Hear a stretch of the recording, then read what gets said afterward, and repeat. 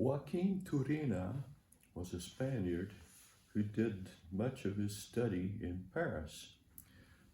Paris, of course, is the city of Debussy, and Debussy had the habit of giving much of his music fanciful titles.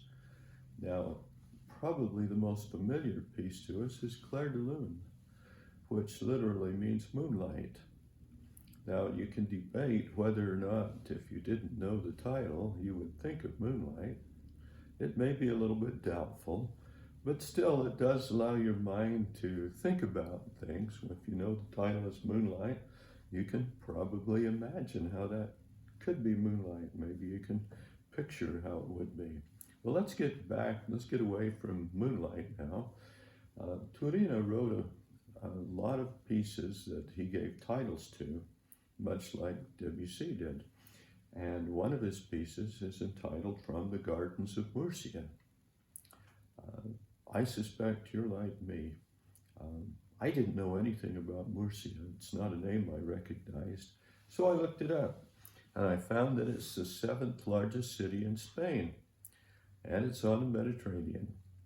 I don't know that there's a special place that is called the Gardens. I was unable to find that, but somewhere there must be a very beautiful location where you can presumably see the ocean and enjoy the sea breezes. The first section of the piece starts like this.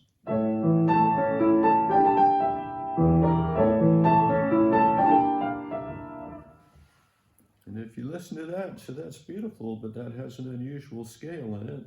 I would say you're right. The scale is this.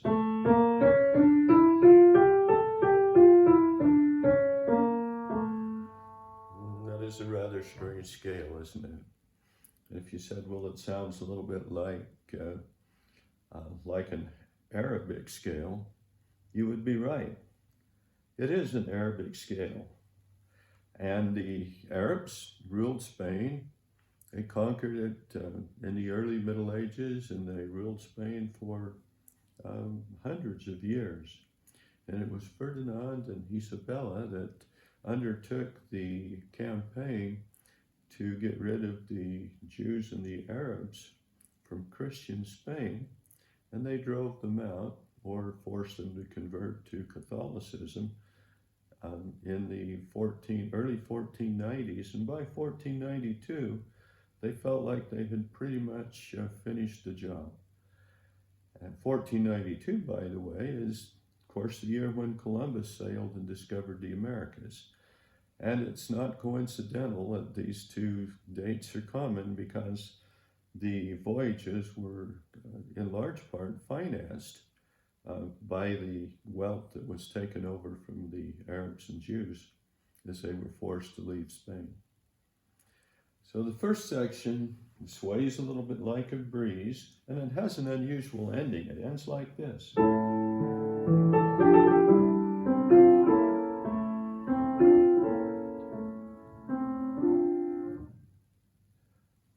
It doesn't really end, does it? It just more or less evaporates. The next section is marked playfully or joyfully, jokingly. And to me, it sounds like children at play.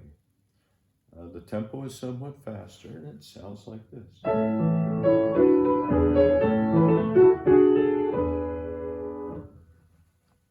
It's a very happy kind of play.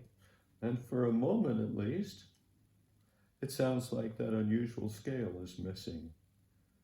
But it isn't missing very long. At the end of that short section, we hear this.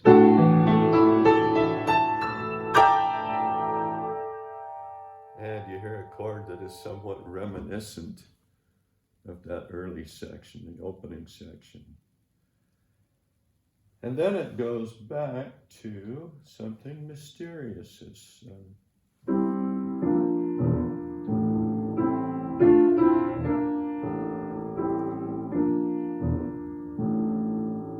and it ends with the same sound. We have a B-flat major chord in one hand, and an octave on A in the other hand, and And they both sound just great by themselves. But you put them together,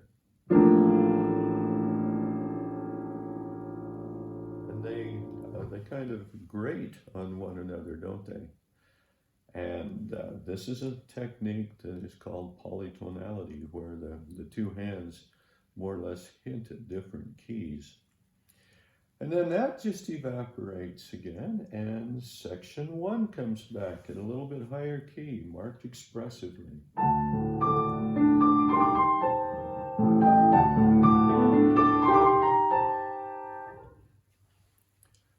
And then that section concludes with a bit of a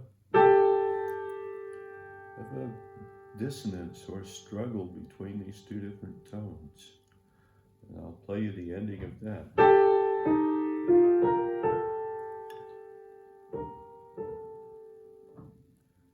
And finally, the lower tone is released, and we conclude with A.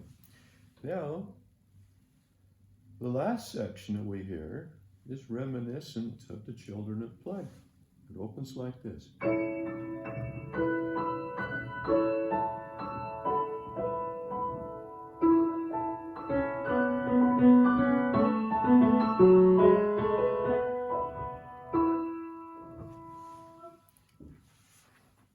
It's in the left hand, and it's very quiet.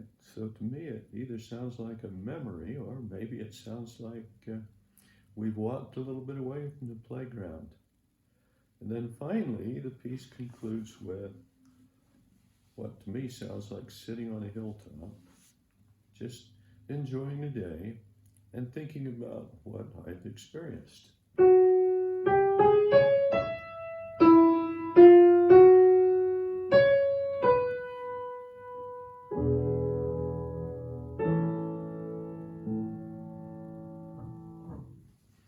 So I'll now play From the Gardens of Murcia.